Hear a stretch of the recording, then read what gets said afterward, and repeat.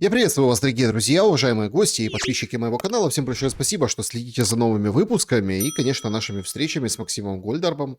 Максим, приветствую вас. Здравствуйте, Александр. Здравствуйте, уважаемые люди.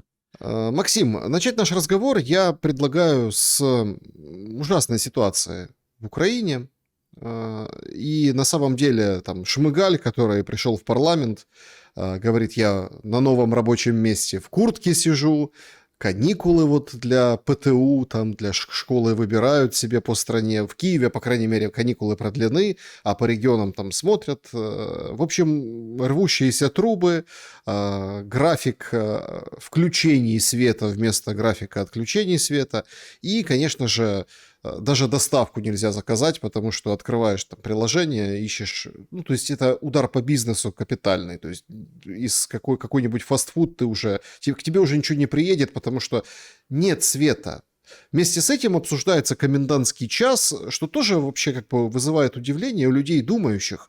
Ну, простите, а какой комендантский час? Вы либо отменяете его, либо, ну, как бы смысл в этом никто не понимает. Мол, если тебе холодно стало посреди ночи, ты можешь пойти в пункт несокрушимости. И так чрезвычайная ситуация как бы корректирует военное положение.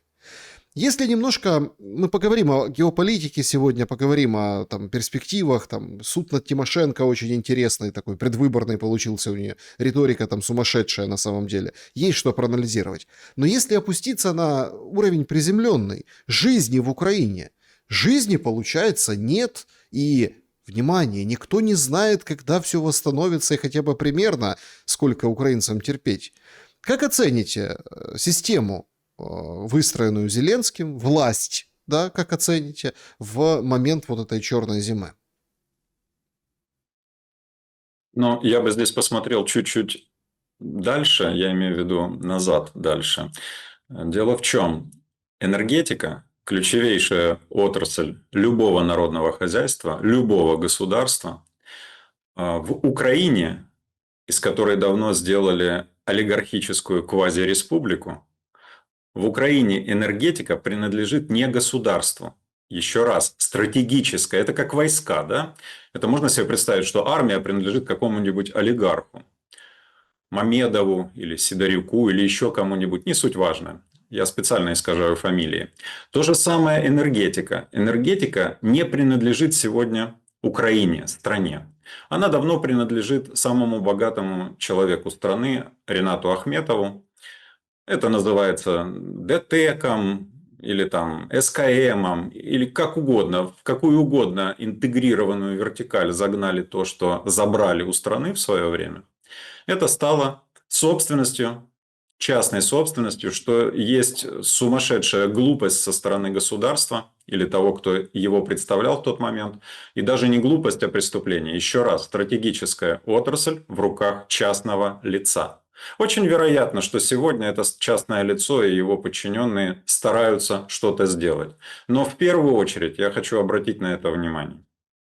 За все эти годы у государства Украина только отбирались мощности.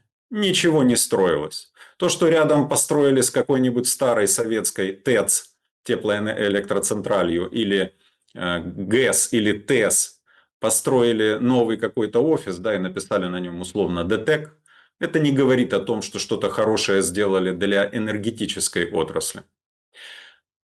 Все забиралось и максимально эксплуатировалось. Эксплуатировалось с целью получения сверхприбыли. Потом эту сверхприбыль для олигарха, для олигархата помог получать Порошенко, вместе с ним Яценюк, вместе с ним Гройсман и то кодло, которое называется народными депутатами Украины с 2014 года. Спросите меня как? Я напомню. В 2014 году абсолютно незаконно и обоснованно. Я отвечу на ваш вопрос. Просто понимаете, без этой ретроспективы просто сказать «ой-ой-ой, как же холодно, ай-яй-яй» неправильно. Нужно смотреть на причину. А причина в том, что энергетику страны в свое время украли.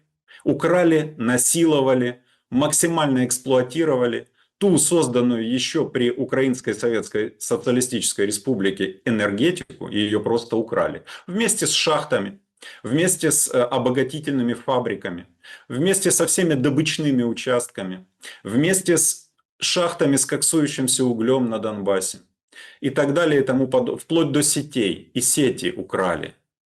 Об этом могу долго рассказывать, потому что я настолько занурен в эту тему, настолько глубоко ее знаю, что могу выступить на этом их долбанном парламентском комитете по энергетике. Но сейчас не об этом. Итак, это все забрали, это все украли. С 2014 года для всех нас в 6-8-12 раз взвинтили тарифы на жилищно-коммунальные услуги. Абсолютно незаконно, абсолютно необоснованно. Это было сделано с одним единственным прицелом. Изъять у народа Украины его сбережения, которые на момент Майдана оценивались швейцарцами примерно в 100 миллиардов долларов. Под подушкой люди хранили 100 миллиардов долларов, украинцы. Как только произошел Майдан, была придумана схема по вытягиванию насильному денег у людей с помощью жилищно-коммунальных тарифов, а точнее их завышения незаконного и необоснованного в десятки раз. И эта схема сработала. Ее применил Порошенко, ее применил Яценюк, потом ее применил Гройсман. Я помню момент, когда публиковали аудиозапись разговора Порошенко с тогдашним еще вице-президентом Байденом, когда Порошенко докладывал ему, что задача по повышению тарифов выполнена, еще ржал, сидел в трубку. Это есть аудио, оно гуляет по интернету. Вот. И этот огромный куш, который в мирные времена просто делили между собой олигархат и вот эти проституированные украинские руководители, а я думаю, что и американские тоже. Я хочу напомнить, кто не знает, в начале 2000-х самый богатый украинец купил в Америке угольные копии. Если я не ошибаюсь, сделка была около 3 или 5 миллиардов долларов. Это так, для понятия связей. И вот на максимум эксплуатируется то, что было когда-то создано. Из этого вытягивается максимальное количество прибыли. Олигархат богатеет, Порошенки и Гройсманы с Яценюками богатеют, народ нищает, и Украина входит впоследствии в войну. То есть я бы сказал, что Зеленский принял уже Украину с украденной и присвоенной олигархатом энергетикой. Еще оставалась атомная энергетика, которая давала 50% генерации электроэнергии. Я могу ошибиться на 1-2%, не считайте это сильно большой погрешностью. 50% электроэнергии давала атомная энергия, самая дешевая энергия. И что вы думаете, ее развивали, эту энергию? Нет, ее специально убивали. Для того, чтобы процветала та генерация, допустим, топливная, которая находится в руках у олигархата. Более того, я напомню, что в последние годы уже правительство Зеленского очень пытается выставить на продажу энергоатом, если кто-то забыл. То есть и это хотят захапать для того, чтобы полностью превратить энергетику в свою частную компанию и максимально поработить, ведь без электроэнергии в 21 веке жить невозможно, максимально поработить и поставить в зависимость всех оставшихся украинцев. А теперь переходим к военному периоду. Понятное дело, что никто не готовился к войне, а тем более к защите подобных объектов. И повторюсь, задача была выкачивать максимальную прибыль. Они ее и выкачивали. А что там будет с сетями? А что там будет с ТЭЦами? Да как-то довинтят, докрутят, домажут, долепят, изолента, еще что-то. Я уверен, что вот эти мои слова подтвердит любой электромонтер, который сейчас на морозе пытается что-то сделать для того, чтобы кому-то как-то восстановить электроэнергию. Еще раз. Государство, Украина в лице Кучмы, Ющенко, их правительств, я думаю, Януковича в том числе, в лице всех тех, кто керувал ей, передали энергетику в руки олигархату. Понятно, не за бесплатно. А тот на протяжении всего этого времени только высасывал из системы максимальную прибыль, не делая для этой системы ничего вообще. И когда началось то, что началось, и когда начали бить по генерации, понятное дело, что ремонтировали, из года в год ремонтировали, но сегодня совместились и точные, и, насколько я понимаю, неотразимые уже в плохом смысле слова удары, совместились еще и с морозами, с погодой, и все начало, в общем-то, рушиться. Это вот где причина того, что мы сегодня видим в электроэнергетике. Не надо только кивать на бомбы и дроны и снаряды. Нет, систему доводили до такого состояния. Я не скажу, что специально ждали войну, чтобы все взять и разрушить. Нет, ничего похожего. Просто ничего не делали. Как у меня есть друг, который слово «ничего» любит говорить: Николай Иван, Христофор, Ульяна, Яна. Вот большие буквы заглавные вообще ничего не делали. Только высасывали, высасывали, высасывали. Собственно, это все, на что способен олигархат. Он может такой, знаете, оберткой прикрыться красивой, сказать, что ой, а у нас вертикально интегрированные предприятия. Только он молчит о том, что эти вертикально интегрированные предприятия до этого жены были у Украины. Просто жены. Под тем или иным соусом. Это можно назвать приватизация, как угодно. Это все равно было глобальное воровство. А потом изнасилованы, по большому счету, эти самые предприятия. Под оберткой. Что должен был бы сделать Зеленский? Да, кстати, вы вспомнили Шмигаля, это бывший премьер-министр. Я напомню, если кто-то не помнит, это менеджер Ахметова. Он руководил, по-моему, Бурштинской, да, Бурштинским узлом этим перевалочным, откуда электроэнергию в свое время экспортировали за рубеж за валюту. Так что понятно, чей ставленник и чьи интересы в первую очередь у Шмигалей в голове. Это, в общем-то, понятно. Дальше. Не нужно забывать, что за эти несколько лет мир передал Украине огромные-огромные средства для компенсаторные, для того, чтобы приводить в порядок уничтоженную либо разрушенную энергосистему страны. Как вы думаете, кто осваивает эти средства? Электромонтеры? Нет. Может быть, местные советы? Тоже нет. А вы же видите, как с местными советами сейчас поступают? Я не перестаю поражаться. Это со вчерашнего дня у меня началось. И извините, если надоедаю, уважаемые зрители. Новый формат работы открыл для себя Зеленский. Селектор с областями. Гордо так размещает он на фоне монитора, там вот эти окошки в окошках руководителей регионов. Это он так, руку на пульсе держит и оперативно принимает решения в условиях того, мрака. Куда не дать свет и куда не дать свет. Да? То есть, Ну, и там мрак, но мы кино вам покажем. Понимаете? Это вообще просто какой-то... И тут Шмыгаль выходит, говорит, да мы защищаем, смотрите. Вот там... Начинают всем показывать примеры, когда там бетонные укрытия там от чего-то спасли. Какую-то ту или иную электростанцию, да, и говорит, что сейчас нет таких, которые не пострадали электростанции, но вот смотрите, есть примеры удачной защиты. То есть работают и демонстрируют это, и говорят, смотрите как. А что можем предпринять?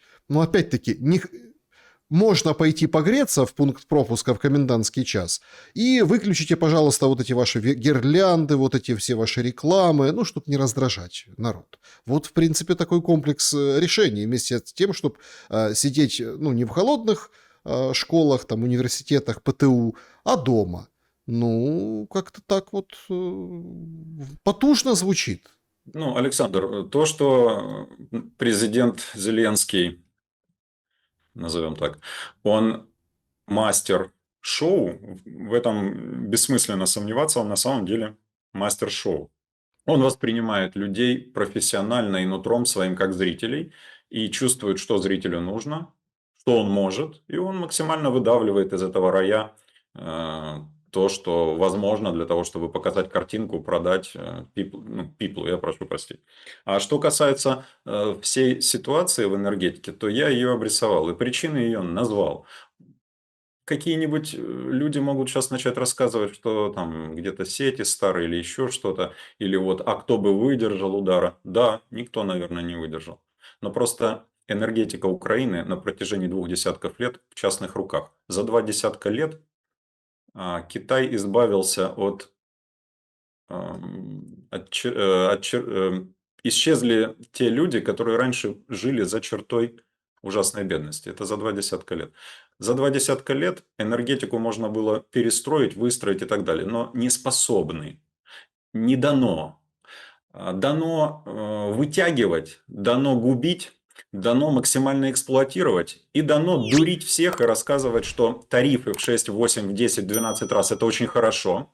Роттердам плюс это офигенная формула, которая очень честная, потому что а почему бы и нет, и так далее и тому подобное. Я вот хочу один пример вам привести. С начала нашего разговора я сказал, что не только на Зеленского в данном случае нужно пенять или на его правительство, а нужно смотреть чуть-чуть дальше. Но вот теперь сам Зеленский, каким образом, на мой взгляд, в этой теме вмазан, так сказать.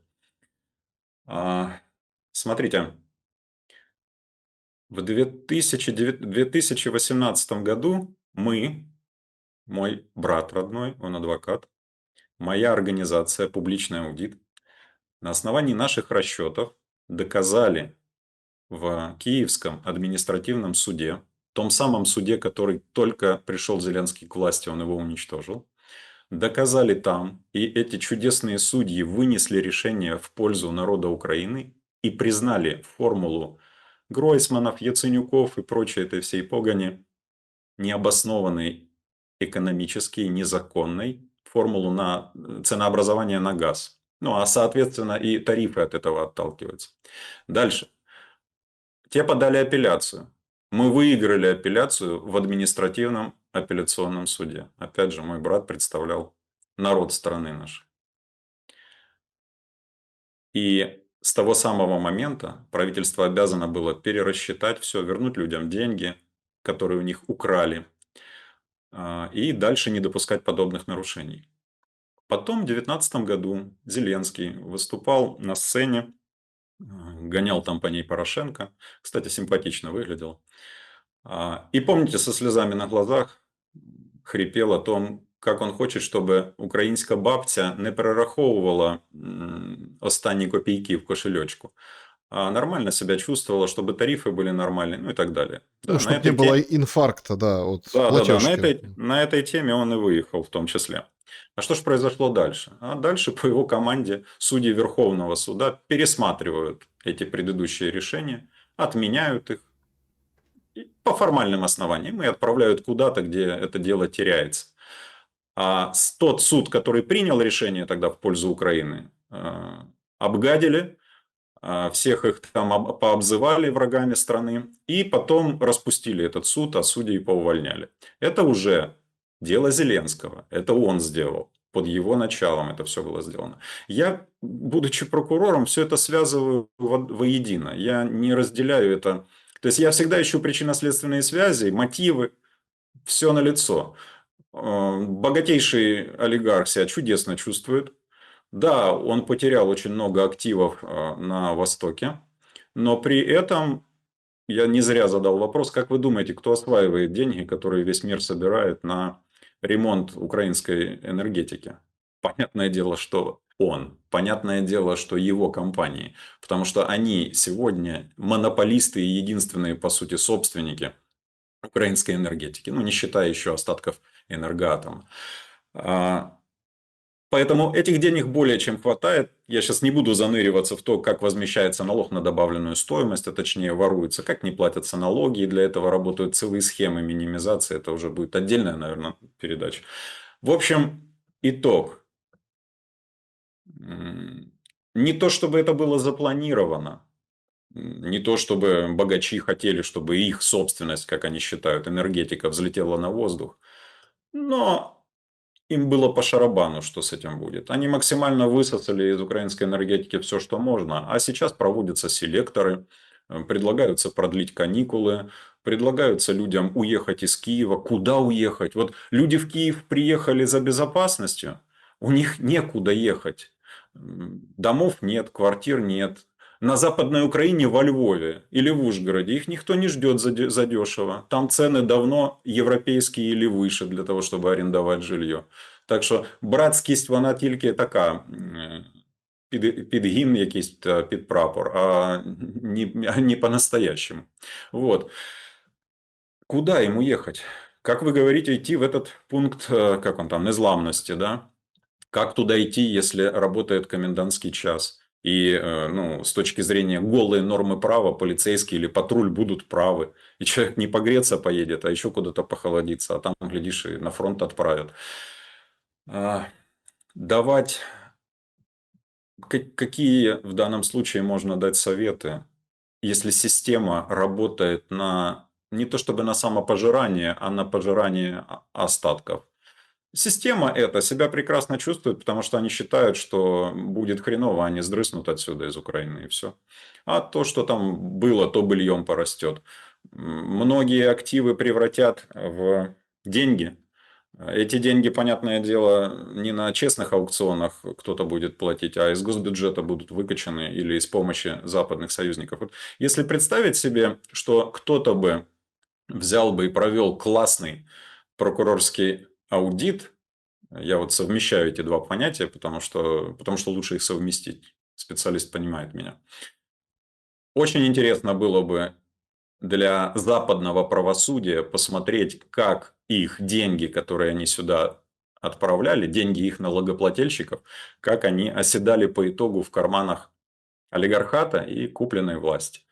Вот такой мой рассказ и такое мое мнение о причинно-следственных связях происходящего в энергетике. Понятное дело, ну, абсурдно убирать в сторону войну и бомбежки, но еще раз повторюсь, когда все держалось на говне и палках, то понятное дело, что одним патриотизмом и самоотверженностью энергетиков, монтеров, электромонтеров, инженеров, которые погибают там, не выстроишь ничего и не восстановишь. Нет, ну, безусловно, сейчас, конечно, такая ситуация опасная и самая, наверное, тяжелая. Ну, мы просто, я почему приставку эту или вставное слово «наверное» подставляю, потому что непонятно, что будет дальше. Ведь это же все накопительная история, поэтому вы так издалека начали. Ну, это все накапливается, это мы не понимаем. И нет людей, которые выйдут и толково расскажут нам, а какие последствия вот этой черной зимы будут, например, в следующую зиму. Потому что все смеялись, уже всем как бы оскомину набила фраза там «день простоять, ночь продержаться», а так, по сути, это и есть, это так и выглядит. Если уж так глубоко копаем, да, ну, смотрите, королевой же газовой, энергетической, столпом же украинской политики, я вот, если честно, вот правда, сначала такое общее такое мнение, да, ну, вот если так со стороны посмотреть на этот весь балаган, ну, значит, во-первых, Тимошенко судят. 50 миллионов заставу требуют, залог, да, или браслет. Ну, вряд ли она сядет в тюрьму, ну, не в этом суть. Я вот просто пытаюсь такими большими мазками, которыми вы так прошлись, да, по теме, давайте вот подумаем. Тимошенко, какой-то кулечек новой почты, там 4 пачечки по десяточке. Она говорит, нет, не платим мы депутатам по 10 тысяч в месяц. Было по 10 тысяч в месяц, потом как-то так сейчас прокурор говорит за раз. Ну, как-то по-другому уже выглядит.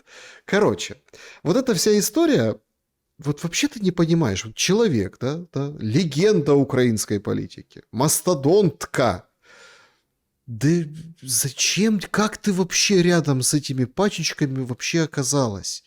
Ну, 25 лет, да иди уже на покой, уже вон там детей, внуков как бы воспитывай, сиди где-нибудь там, подкуривая от этих 100-долларовых купюр и балдей на каких-нибудь пляжах или горнолыжных курортах или каких-то Карловых Варах, там водичку попивай.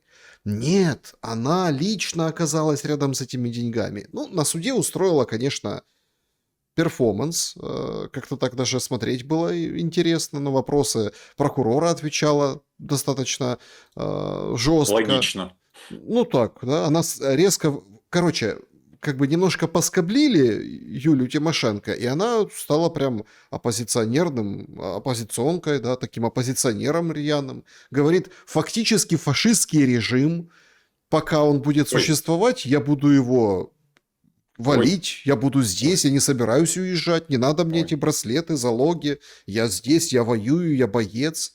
Значит, а следующие 5 лет станут для страны последними в истории независимой Украины. Мы будем иметь герб, флаг, гимн и развеянный по всему миру народ. Но кроме этого ничего не будет. А меня вот это вот сейчас устраняют в преддверии выборов. А, Политический, ну и такой полупрофессиональный комментарий этого действа вокруг Тимошенко. Какой можете дать? Ну, я могу дать комментарий, тем более, что могу даже некоторые интимные вещи рассказать. Расскажите. Ну, слушайте. Опять же, энергетика, да, тарифы.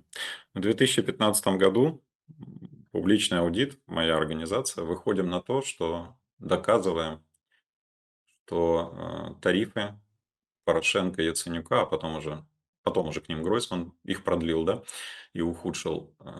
Это надуманные воровские тарифы. Цена на газ такая же, все завышено в разы. Но кто тогда знает, что такое публичный аудит? Это потом, когда я пошел на Шустера, потом, когда у меня были свои программы на самых классных телеканалах, запрещенных впоследствии Зеленским. Это потом уже люди узнали. А до этого-то как людям рассказать об этом? И знаете, вот как говорят, на ловца зверь бежит. Об этом узнала Тимошенко. Мы встретились, и все свои расчеты мы ей отдали. Я не вижу в этом ничего плохого, я преследовал в этом одну единственную цель. Мне нужно было, чтобы о нашем знании узнал народ. Тимошенко великолепный трибун, она оратор, она умеет доносить, ну и самое главное, ей открыты все телевизоры, все средства массовой информации Украины. Она это и сделала в тот же день. И я вместе с ней был тогда на шоу Савика Шустера. Не жалею ни разу, потому что нужно было, чтобы это не спрятано было у меня в кабинете в сейфе, а вышло вовне, чтобы люди об этом узнали.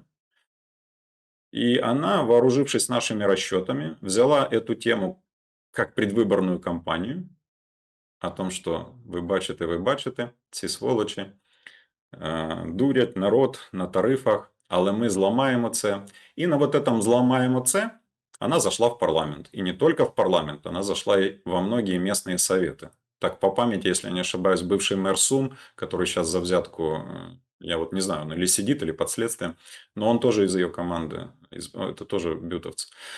Она зашла в парламент, туда завела там чуть больше десятка своих. Ну, а что стало с тарифами, вы знаете уже без меня. И у любого украинца можно спросить, ну что там, зашла, легче стало, упали тарифы, поборола.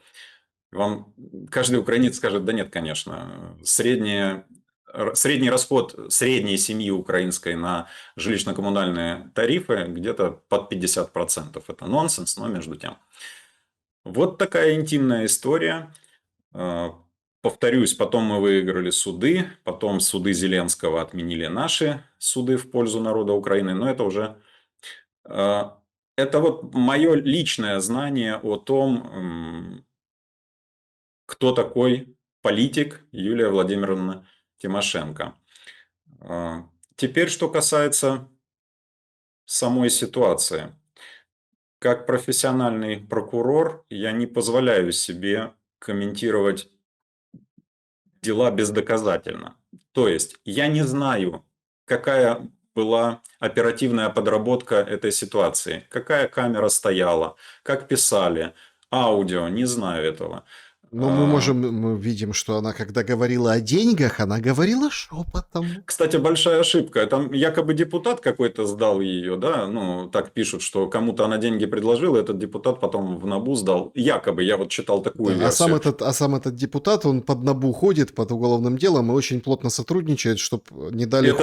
Это замечательно. Чем больше будет этих крыс поймано, и вот эти 450, этот крысятник будет закольцован и желательно еще и в наручники одеты надолго, тем лучше для страны. Но я сейчас вот что хочу сказать. Говорили о том, что якобы в кабинете фигурантка предупреждала, что мой кабинет каждую неделю проверяют, и можно говорить спокойно. Большая ошибка. Я удивлен ее службой безопасности, ее окружение, по-моему, там СБУшники бывшие, они должны понимать, что техника идет вперед, и когда ты хочешь что-то кому-то сказать, еще в наши времена включался белый шум, включалось еще какое-то подавление, там практически собеседника не слышно и не слышит другой человек. Ну, в общем, к чему веду? К чему веду? Если, я считаю, что если НАБУ пошло на подобный шаг, а Порошенко это не то, что не последний, это одна из, как вы правильно сказали, первых фигур сегодняшней украинской политики, и вчерашней, и позавчерашней. Я не говорю, что супервлиятельная прям сегодня, но между тем, раз на раздаче, значит влияет. Так вот, раз НАБУ пошло на такой шаг, значит доказательства и оперативная работа, и доказательства следственным путем, они собраны нормально. И, вероятно, представлены сегодня судьям. Я не знаю, какой результат рассмотрения меры пресечения, но полагаю, что доказательств хватает. Именно доказательств в том, что имело место коррупционное преступление. Не какое-то там политическое давление. Вот не верю в это совершенно. Я понимаю, что Коломойский со свойственным ему юмором в тот же день уже выступил и сказал, а что она не может себе скопить? Может, конечно, скопить, может. Надо забывать, что Коломойский всегда поддерживал ее, тут и землячество, и все на свете. Вот. Собственно, и версия правильная, но, повторюсь, если набушники и прокуроры пошли уже, предъявили эту ситуацию людям, предъявили ее судьям, значит, доказательства достаточные. Во всяком случае, это серьезные доказательства именно совершения коррупционного преступления. Никакой здесь оппозиции нет и не было никогда. Да, я помню то время, когда Юлия Владимировна Зеленскому сказала, что он хером классно на рояле умеет играть. Это я помню. Она его тогда обидела, оскорбила, все. Но я не помню, когда бы она, говоря это, она и ее фракция не подтанцовывали под этот самый рояль. Я этого не помню. Голосовали они, как нужно власти всегда. Они не были... Представить себе, что, опять же, обвинение в том, что подкуп депутатов, представить себе, что это от себятина, то есть вот нужно нам за что-то, чтобы проголосовали, поэтому давайте всех купим, невозможно по той причине, что их слишком мало. Эта фракция не решающая. А вот представить себе, что кто-то на раздаче стоит, будучи влиятельным человеком, знаменитым, известным, умеющим классно говорить, ужасно работоспособным, а она ужасно работоспособный человек, очень активный, это впечатляет. Вот. Представить себе это очень возможно. Еще раз, не верю в то, что НАБУ и прокуроры такую ситуацию выкинули вовне, не имея на это классной оперативной и, по-видимому, оперативной подработки и классной следственно-доказательной базы. Что касается вашего замечания по поводу «сидела бы на солнышке, грелась», думаю, что в данном конкретном случае мы имеем дело с чрезвычайно амбициозным человеком, который хочет по максимуму реализовываться в своем понимании этого слова. А что касается денег, да когда их мало бывает. Как правило, люди болеют деньгами и властью. У вас есть условно 1 миллион, вам хочется 5, у вас есть 5, вам срочно нужно 30. У вас есть 30, и вы чувствуете себя бедняком, вам надо 100 и так дальше по экзистенциальной, восходящей, так сказать. Вот, собственно, моя оценка происходящего именно такая. Исключительно уголовный процесс, исключительно уголовное правонарушение и подозрение в уголовном правонарушении. Никакой здесь политики нет. Фашистский режим давит кого? Того, кто, ну это с ее слов, да, я так понимаю, давит кого? Того, кто под этот режим работал и на кнопки нажимал и кивал головой. Зачем? Да ничего похожего.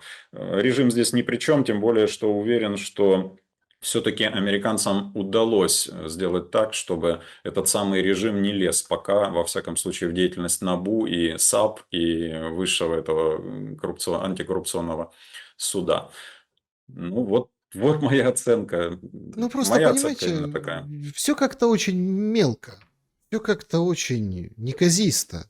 Ну, вот было же вот это собрание, Чернышов приходил на комитет, вот это. И Ермаку нет, Умерову нет никаких подозрений, все как бы нормально. Миндич, да и след простыл, только там. А это Энергоатом, о котором вы говорили Да-да. выше. Понимаете, это вот защита этих сооружений. Ну и все нормально, и как бы и хорошо. О, кстати, Че- как классно, что вы сейчас вспомнили за эту защиту. Вот, кстати, вот о чем мы забыли в самом начале. Вот еще кусок ответа на ваш первый вопрос. А как же так произошло и происходит?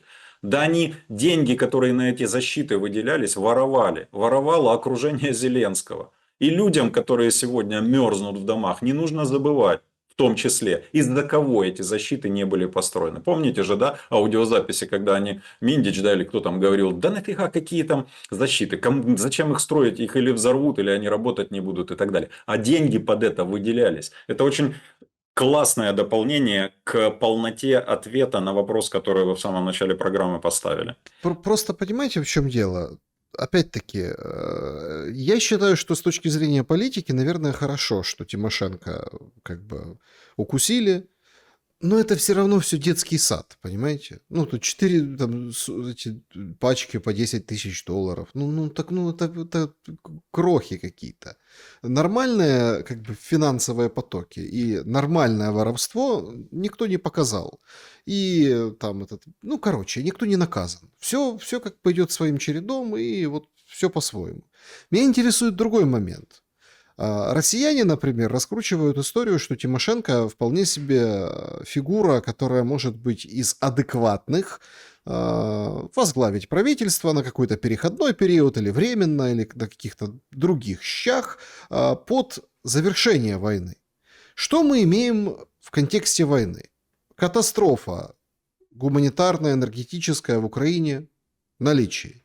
Политически присутствуют. Тимошенко сейчас с открытым забралом кричит только я оппозиция, все варьё, жульё, в общем, короче, начала вот это вот баламутить вот эту воду, хотя сидела тихо, вы правы, и подголосовывала там, где надо, и все нормально. То есть Более того, я хочу заметить, что-то я не помню, когда она или ее эти старички-разбойники, которые вокруг нее там кублятся, что-то я не помню, чтобы они в 22-м, 23-м, 24-м годах, когда запрещали оппозиционные партии, когда убивали оппозиционеров, когда бросали их в тюрьмы без суда и следствия. Сейчас еще тысячи сидят в тюрьмах. Что-то я не помню, чтобы они хоть за кого-то заступились. Что-то я не помню, чтобы она тогда говорила о фашистском режиме, о диктатуре. Не помню этого. И не помню не потому, что с памятью проблема, а потому, что не говорила, молчала. Потому что это не оппозиция.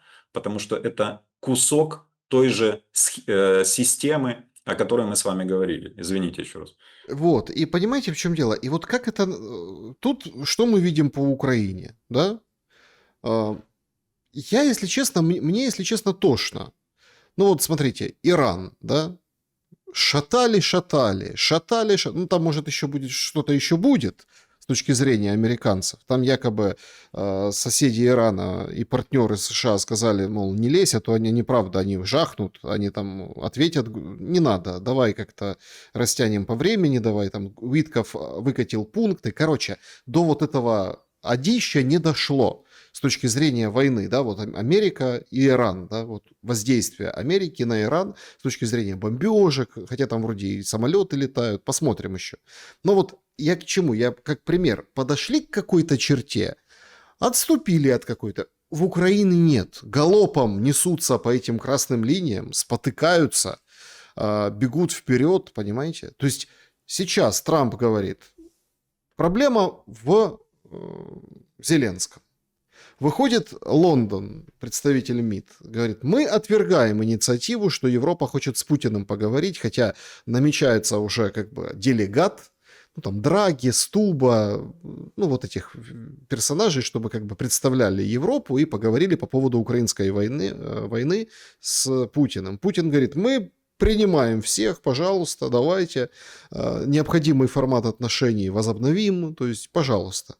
То есть вроде как есть какое-то, ну, какое-то здравое что-то. Трамп говорит, проблема в Зеленском, я у него единственный козырь. То есть, а эту проблему никто не может решить. И вот в контексте приближения к миру, да, или каких-то решений о том, чтобы остановить войну, а, вот эти события с энергетикой, с политикой, с этими Тимошенками, с этими НАБУ, с перестановками, с этими встречами Зеленского с волонтерами, притулами, они выглядят, с одной стороны, вроде как такие, которые нас как бы подводят и указывают на то, что да-да-да, ну, то есть все как бы идет в этом русле, к каким-то плохим договоренностям, но договоренностям по остановке войны. А с другой стороны смотришь, ну это наоборот просто отвлечение внимания, перефокусировка. Вот пока идет война и будет идти, причем вообще никто не знает, когда закончится. Как это считать, то, что мы обсудили, положение дел, внутриполитическое, там, геополитическое, нас ведет к тому, что заканчивается война, или наоборот отдаляет от любой перспективы каких-то решений?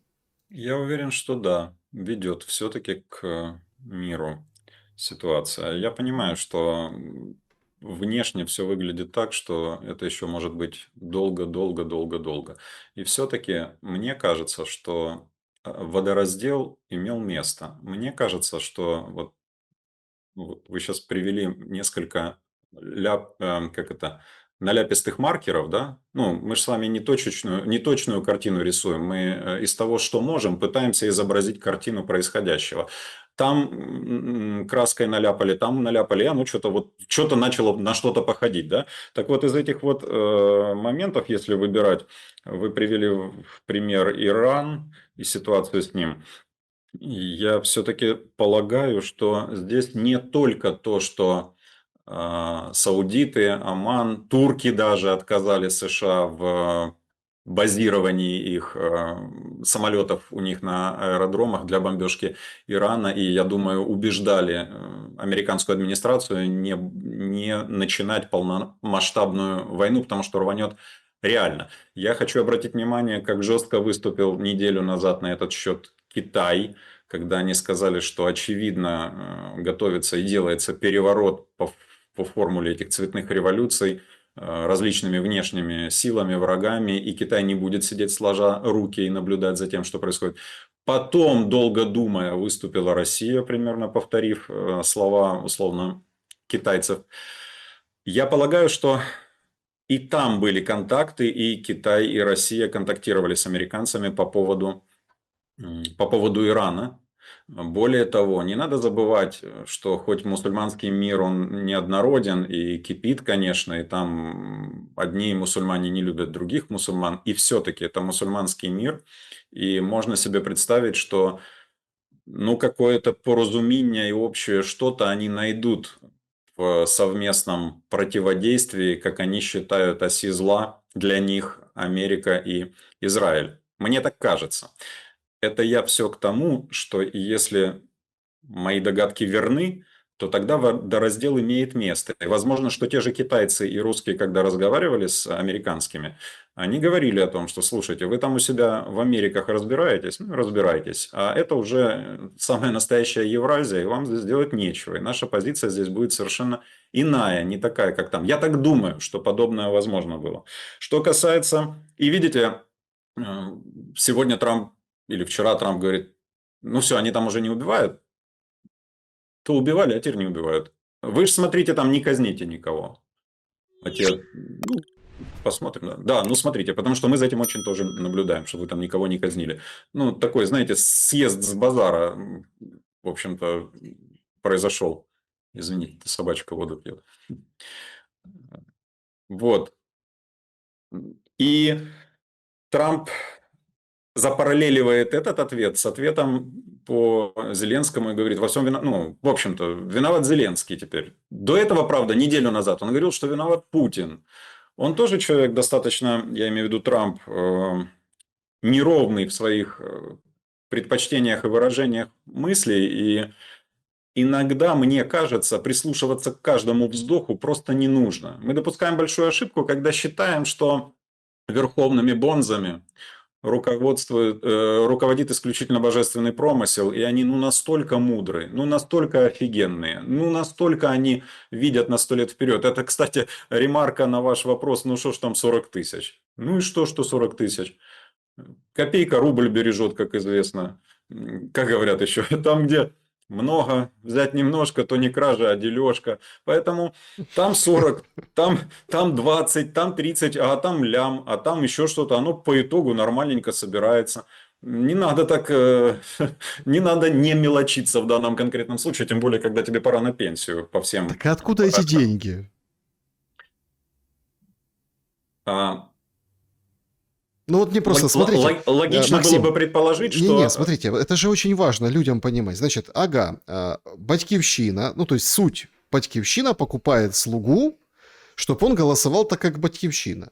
Хорошо, а откуда у них деньги для такого спонсорства? Ну вот в таких количествах. мы же сейчас только предполагаем, да? Мы исходим из того, какие нам вводные надавали набушники и что сказала Юлия Тимошенко в суде. Я бы предположил немножко иначе. Всем известно, что «Слуга народа», вот эта фракция их, уже давно не постоянная и не однородная. Там есть те, кто не хочет выполнять команды, кто кочевряжется или кто просто хочет дороже продаваться. Мы не знаем с вами личные отношения тех или иных продаваемых и покупаемых депутатов с теми или иными главами фракций. Вполне можно себе предположить, что глава другой фракции или депутат из другой фракции выступает посредником для улаживания вопроса, для того, чтобы необходимые депутаты проголосовали так, как нужно. Заказчиком этой всей ситуации, на мой личный взгляд, является все-таки власть. Я имею в виду режим, офис, как угодно можно это назвать, банковая, как любят это назвать. Какой конкретно вопрос заказывался и за что нужно было проголосовать? Лучше, конечно, дождаться ответа от антикоррупционных прокуроров или детективов НАБУ. У них это все должно быть в прослушке. Если это депутат их не секретный сотрудник, а как? Сотрудничает с ним, да, то он 100% озвучил, за что ему предлагали эти деньги. И еще 10 тысяч, не так уж это и мало вообще-то, Саш. Смотрите, там 10 для депутата, там 5, там 3. Опять же, мы возвращаемся к арифметике. По итогу месяц может быть очень хлебный. И 10 тысяч в месяц, при том, что люди сегодня там 300-400 долларов рады им, потому что так денег нет, и бизнес сворачивается, и так далее и тому подобное. Это хорошие деньги. И еще, вот насчет вашей ремарки по поводу мелочиться, не мелочиться. Вы понимаете, вот если мы будем к подобным вещам относиться, что да зачем вот кого-то трогать, такая же мелочевка. Вот если бы там было 40 миллионов, или как у Миндича, там сколько у них, 6, тогда у кого-то из них, да, вытащили из серванта. Вот тогда, конечно, вот это точно. Да нет. 40 тысяч долларов – это большие деньги. И 10 тысяч долларов – это большие деньги. А с учетом того, что коррупционное правонарушение совершается лицом, представляющим народ, выполняющим верховные законодательные функции в стране, относиться к этому снисходительно и говорить, да сумма-то маленькая, что там. Ну да, с доступом к гостайне во время Совершенно войны. верно. Да. И с огромным влиянием на политику страны. Мне кажется, это неправильно. Поймали депутата на 3000, на 1000, на 10, на 50, неважно. Он должен сидеть просто за то, что он депутат и пошел на это коррупционное преступление. Потому что его действия, последствия от его действий много хуже, чем последствия от действий даже там районного начальника милиции, если бы он взял эти деньги. Ведь жизнь в стране настолько убогая и галимая, в первую очередь или не в последнюю очередь, из-за того, какие законы они попринимали за это время. Они же за деньги принимали говёные законы. Говёные для людей и для страны. И щадить, жалеть или говорить, да там же ерунда, мало. Нет, нельзя, ни в коем случае. Потому что миллионы людей потом это дерьмо ложкой хлебают каждое утро. Просто из-за того, что эти попринимали такие законы. А теперь возвращаясь к вашему вопросу о том, так к миру или не к миру. Полагаю, водораздел имеет место. Очень надеюсь на то, что я прав, и что войны все-таки в Иране не будет, той, о которой говорят как минимум. Это 2. И это тоже маркер. 3. Полагаю, что додавится ситуация с миром. Европейцы... Англия не представляет собой Евросоюз, поэтому по логике вещей Евросоюз плевать хотеть должен на ее мнение, нравится там ему что-то или нет. Евросоюз своих посланцев отправляет в Москву, и это абсолютно правильно. Мы с вами говорили о том, что каждый день даже галимых переговоров – это лучше, чем день или час хорошей войны. Пусть лучше идут переговоры. Пусть. Даже если они друг друга не любят и очень ненавидят. Пусть лучше идут переговоры, чем идет стрельба, война и смерти. И в довершении к своим выводам я хочу все-таки ссылаться на слова, как по-русски, обизнанные, Осведомленного. осведомленных людей. Вот, ну, личный посланник Трампа при НАТО. Я думаю, он не кто-то там с бугра, да, и не с газет многое знает, а из офисов основных. Он говорит о том, что мы на пороге мира, мы несколько месяцев, и мир будет. Он говорит. Эрдоган недавно сказал, что он все-таки уверен, что получится заключить мир. Европейцы изменили свою бла-бла. Вон Ступ уже там хочет приехать в гости, и Макрон Ой, там что-то рассказывает. А Мерц, как говорит, Россия европейская страна, западная, вот такая, надо с ней Ну, налаживать отношения. ну да, они... Это не мне их судить, это пусть его немцы судят. Они же голосовали за то, чтобы его сила зашла в Рейхстаг, в Бундестаг.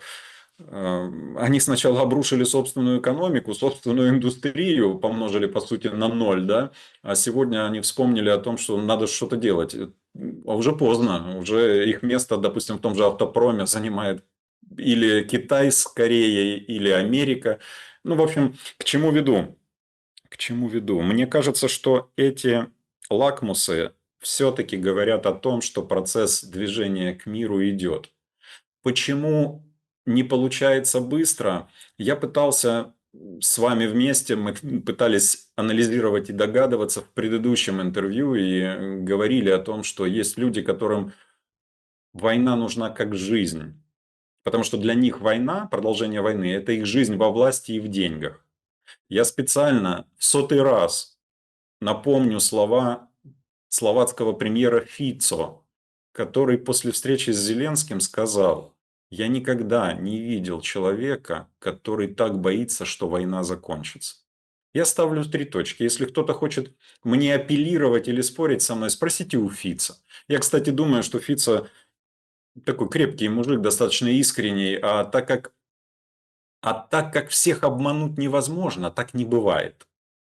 Тебя все равно можно прочуять, прочувствовать. Ты где-то не так моргнешь, где-то не то скажешь, где-то слишком много слез фальшивых пустишь. И в целом явится на свет картинка правдивая. Не та, которую ты пытаешься продать как актер зрителям, а та настоящая, где виден сценарий, где виден режиссер.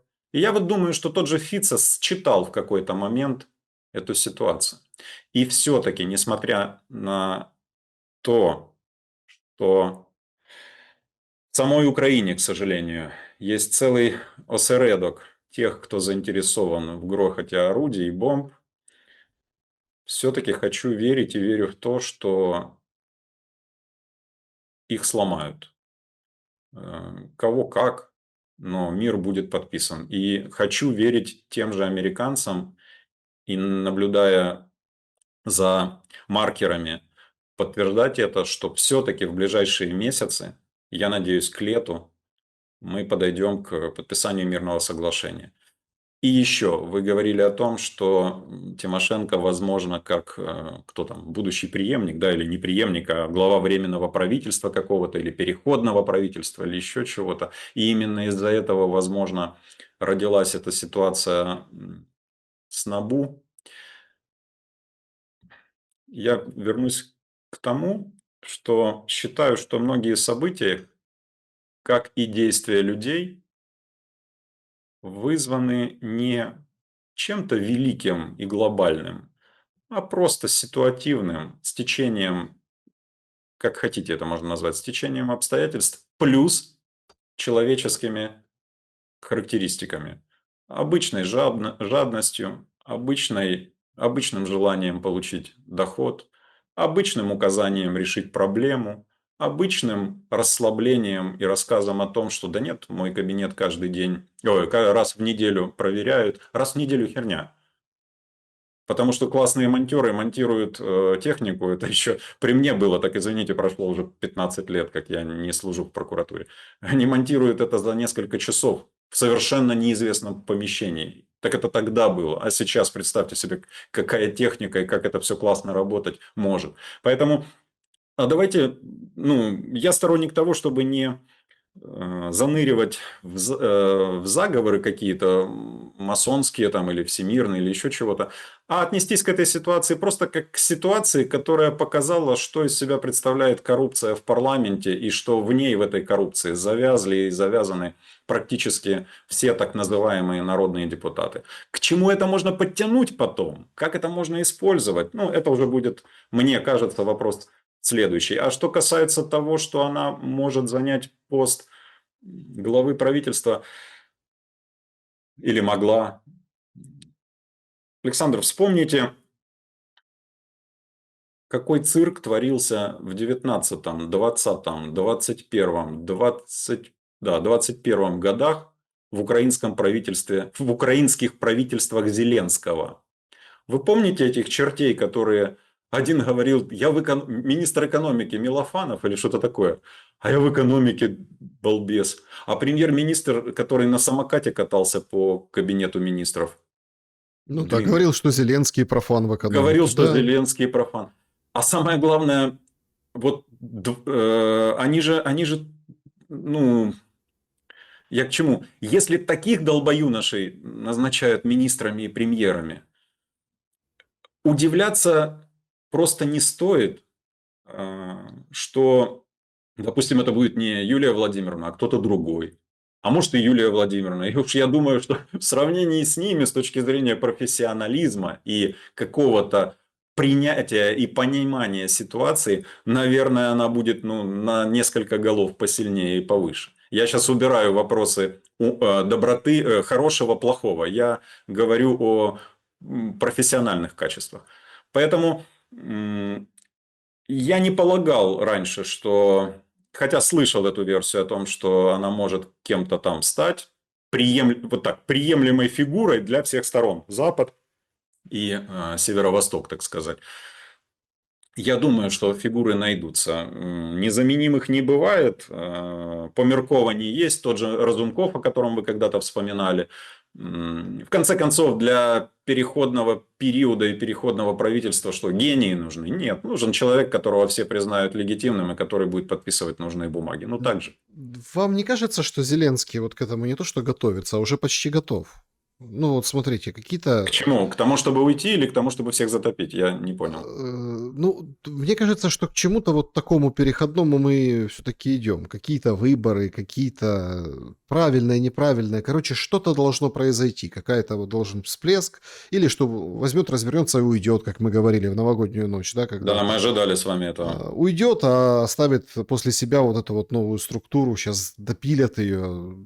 Там Федоров, министр обороны, вот это, короче, расставят эти капканы свои, расставят, собственно, сети. Почему? Вот смотрите, тяжелейшая же ситуация, мы вначале обсудили с энергетикой, и гривню даже не прикручивали сюда, которая падает и девальвируется искусственно. И с Кристалиной Георгиевой он встретился, а та ему говорит от МВФ, давай, налоги повышай. А люди воют. Вот сейчас я упоминал, не работают на доставку, ну, заведения, то есть, ну, вот этим курьерам, они Да, не я понимаю. работают. То есть люди в других бизнесах, каких-то предприятиях, торговых, мануфактуры, ну, что-то элементарное, я не говорю там о каких-то там больших, а вот что-то, они говорят, а мы не знаем. Все ж пооткрывали кафешки, например, да, а кафешки, а как вообще выживать? То есть опять тарифы, а тут еще и налоги сверху. То есть мне кажется, что тут вот что-то происходит, потому что очень же должен быть плотный график у Зеленского. Очень плотный. Ситуация, если он так как демонстрирует, прям беспокоится, а он встречается с Притулой, со Стерненко, вот Залужный к нему зашел. И это как формат, ну, как Кулеба был до этого. Ну, это вот я представляю, зашел там, ну, зашли, сфотографировались. Ну, то есть, ну, полчаса или час времени он наверняка нашел для этого разговора. То есть, получается, не шибко он и загружен, раз, например, о судьбах волонтерства может порассуждать с одним, со вторым агентом и прикормленным волонтером. То есть, значит, цели в другом, значит, цели не показывают. Получается, собирает актив. Есть версия, что сейчас вот Шуфричу назначили, вчера Дубинскому назначили залоги. За Шуфрича, кстати, пока не внесли. Залоги конские, 33 миллиона с лишним, что одному, что второму. То есть вдруг судьи там чего-то начали. Может, это надо их повыпускать для того, чтобы они сыграли там какую-то свою роль? Может, нами вот так кукловодят перед какими-то выборами или какими-то, ну, или процессами, похожими на выборы? Потому что, ну, вот если так объективно посмотреть, миром не пахнет, но сигналы есть. Выборами не пахнет, но сигналы, не только заявления, имеется в виду там какие-то законопроекты, а сигналы вот есть. Представляете, в таком плотном графике в ужасной стране найти себе возможность просто сесть с кем-то и побеседовать. Президент такой державы, воюющей страны. Ну, смотрите, если он готовится к выборам и все-таки вбил себе в голову, что он незаменим и не хочет уходить, и не может уходить, и та встреча – это встречи на будущих избирателей или на эти прослойки избирателей. Я не буду сейчас приводить слова, как их называют, этих избирателей и тех, с кем он встречался. Но между тем, эта игра, возможно, эта игра и продажа этого видео, формирование общественного мнения в этих прослойках, формирование, подтягивание под себя лидеров этих прослоек, возможно, для этого сделано. Я все равно считаю, что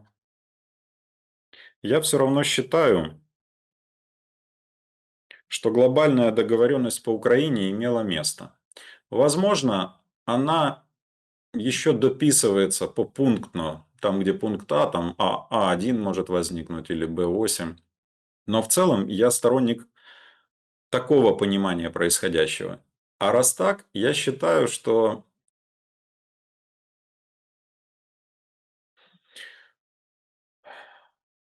крепкие дядьки, типа Кушнера, дали слово Зеленскому, что они ему гарантируют его безопасность и безопасность его добра, и что они больше не будут ему давать такое слово. И что это теперь выбор его.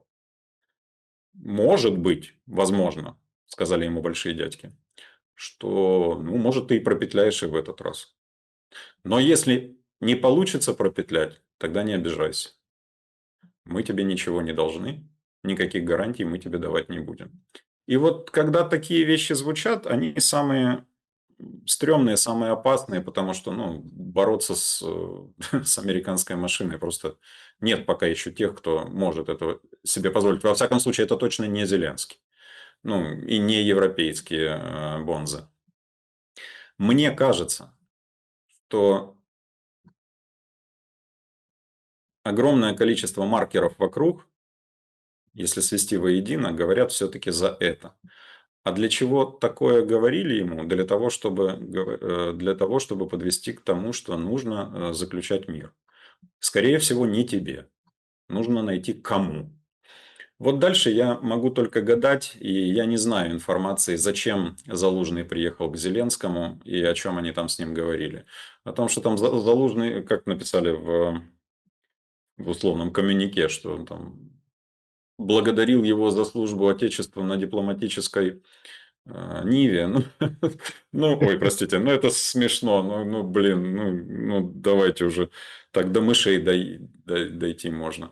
Ну, Ну, а какой там... сегодня премьер-министр Британии прилетел. Вы заметили, как только что-то начинает вырисовываться, сразу британец какой-то прибегает. Ну, несомненно, не зря раньше была такая арабская поговорка.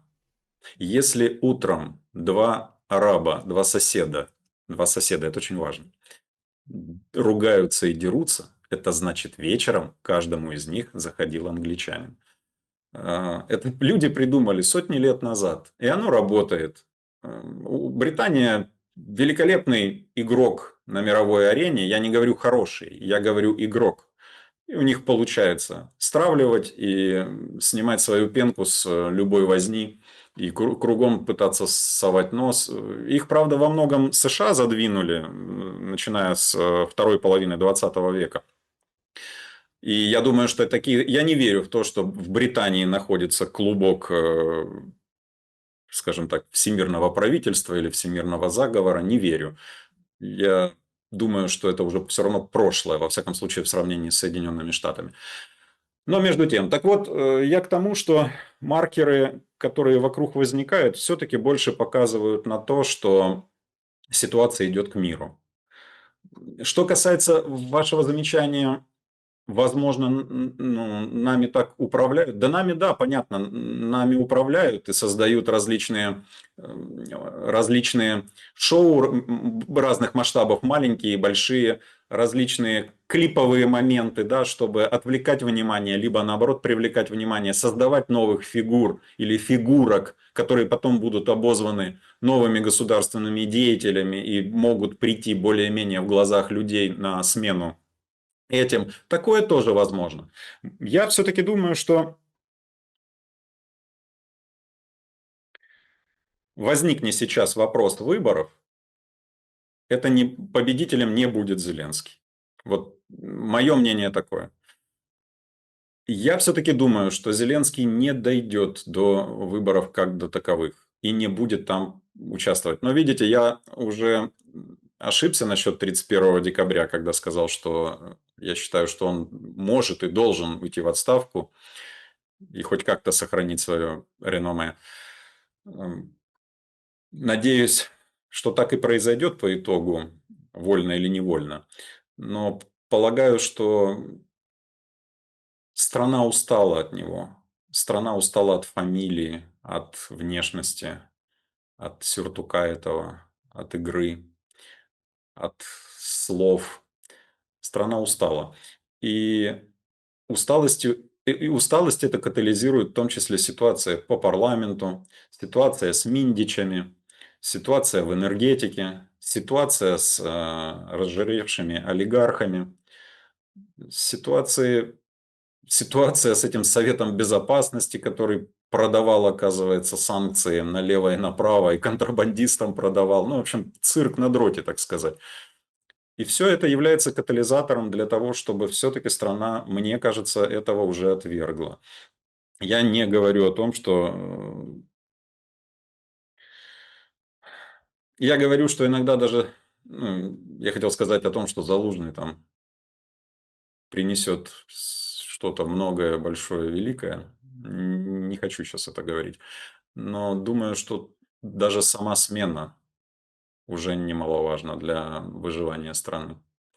Ну, а в целом, покуда на властные кнопки нажимают те, кто заинтересован внутри Украины, кто заинтересован в том, чтобы война продолжалась, покуда это происходит, и это уже целый круг, целый костяк сформировавшийся, это, конечно, беда. И поломать такое, мне задавали люди вопросы, ну а что ж народ, что не восстает, что ж там не то, не это. Да куда там, кто там восстает? Оппозиция настоящая или уничтожена, или запрещена, и уехала из страны, и не может доводить ничего до народа. мужики в окопах или уже полегли многие, или опять же многие уехали из страны правдами и неправдами, чтобы выжить. А кто еще? Ну как Кто? кто? Этот, Бабы? Женщины, в смысле? бабы. Он, смотрите, как вот эта женщина, которая беспилотник там сбили, и он летел, падал возле памятника Бандере, а обломок там пролетел рядом с дворником, она посмотрела и давай дальше снег убирать. Ей позвонил садовой, ей там журналисты ее сразу нашли, сняли с ней она говорит, да, мы такие незламные, такие это, в общем, герой национальный, как пес-патрон. Стала бабушка, дворник возле этого, ну, возле памятника Беспилотника. Бандеры. Ну, героев каких-то нужно лепить, сочинять что-то. Мифы нужны, особенно в военное время. Мифология всегда работает. И вы же смотрите, клиповое мышление, то, о чем я говорил. Все эти громкие названия, пункт незламности, коалиция решучих. Понятно, что ни то, ни другое не соответствует названию, то есть его суть не соответствует названию. Но людям глубоко заныривать сейчас не получается. Холодно. Холодно, голодно, война идет, кровь льется, беда, рушится все то, к чему привыкли. А клиповые мышления работают. Вы же смотрите, это давно, кстати, было заметно по риторике того же Зеленского, и она для пипла, для толпы очень классно работает эта штука. Вспомните, 3 пункты там чего-то, 5 пунктов, 10 пунктов.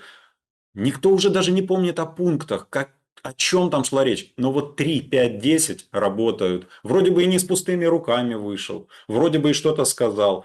Клипы, клиповое мышление. Клац, клац, клац. А с учетом еще и обилия информации и расфокусировки вообще можно потеряться.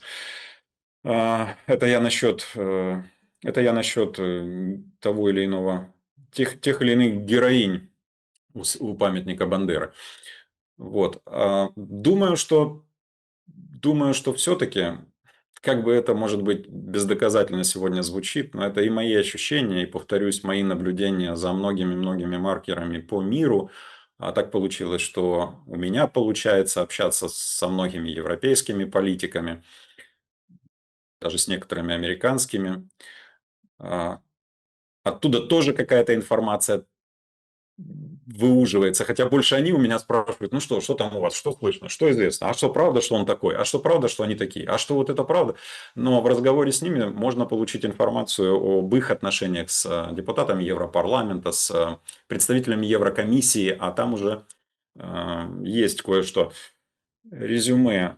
Я бы не сказал, что в Европе подавляющее большинство политиков за то, чтобы война в Украине продолжалась. И мне кажется, даже то, что Мерцы, Стубы и Макроны начинают говорить о том, что надо срочно ехать в Москву и о чем-то там разговаривать о мире, это в том числе следствие того, что их уже воинственные настрои не воспринимает собственный народ и не воспринимает собственное окружение. Это всех утомило.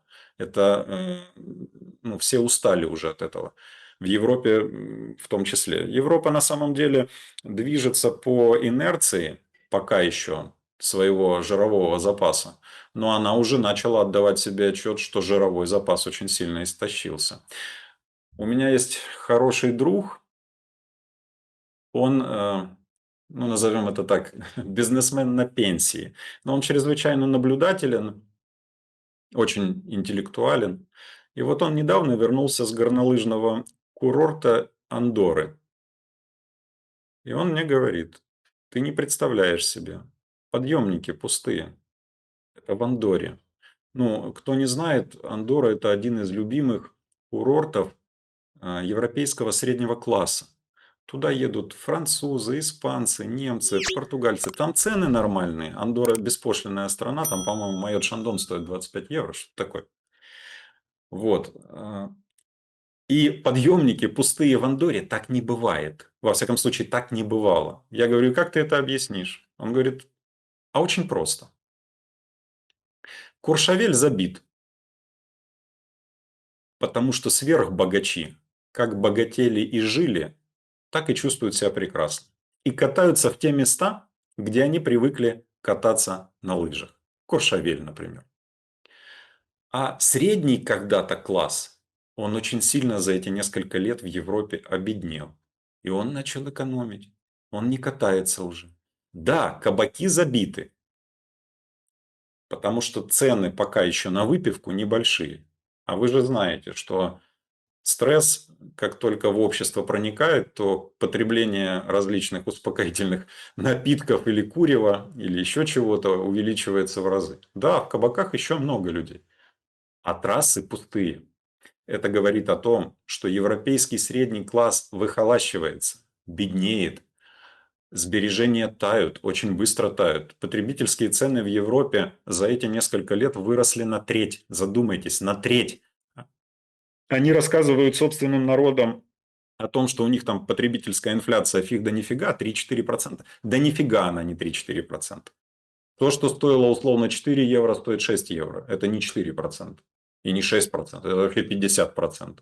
И так во многом. Так вот, пример о лыжах и пример о том, что в Андорре пустые подъемники, а он профессиональный лыжник, кстати говоря, это пример того, что европейские народы устали от украинской войны. А еще больше те ястребы войны европейские, которые педалировали за нее, они сделали, на мой взгляд, ошибочный шаг. Они начали пугать собственные народы тем, что вот сейчас еще пару дней и Путин нападет, а раз так, мы должны срочно объявить военный призыв, а вы должны, европейцы, своих деток европейских готовить к войне. Они думали, что тем самым они поднимут, что там, боевой дух или еще чего-то. Да Ну, нет, ничего. сделали наоборот. Совершенно верно. Они такой сейчас неприятие и страх вселили в подобную политику, что люди уже откровенно ее отвергают, и еще и на основе тех экономических проблем, которые в Европе есть. Еще раз, Европа сегодня живет по инерции, тратя жировой запас. Поступлений к этому жировому запасу у большинства стран Европы все меньше и меньше. Норвегия не считается, она сейчас замечательно своим соседям по Европе втюхивает газ по дорогой цене, зарабатывать деньги. Резюме – это еще одни маркеры, которые говорят о том, что европейцы не хотят продолжения войны, европейцы не хотят давать деньги Украине, на самом деле не хотят. Европейцы в Европе побеждают уже легально или пока еще довыборно те политические силы, которые критикуют правительство Зеленского, не говорят о том, что не надо поддерживать ни его, ни войну, ничего подобного. Они побеждают, по сути, сегодня во всех европейских странах. Два конька, три, на чем подобные политики вылазят. Иммигрантская политика. Украине не надо давать денег, не надо давать деньги для войны. И там дальше идут уже по вопросам индустриализации, точнее деиндустриализации и также потерь в аграрном секторе. Вот то, что сегодня происходит в Европе, и деться от этого никуда нельзя. И то, что они проголосовали за выделение 90 миллиардов евро для Украины, для ее дальнейшей военизации, как сказал министр иностранных дел Польши Сикорский, на что должны уйти эти деньги, это еще 2 раза посмотреть.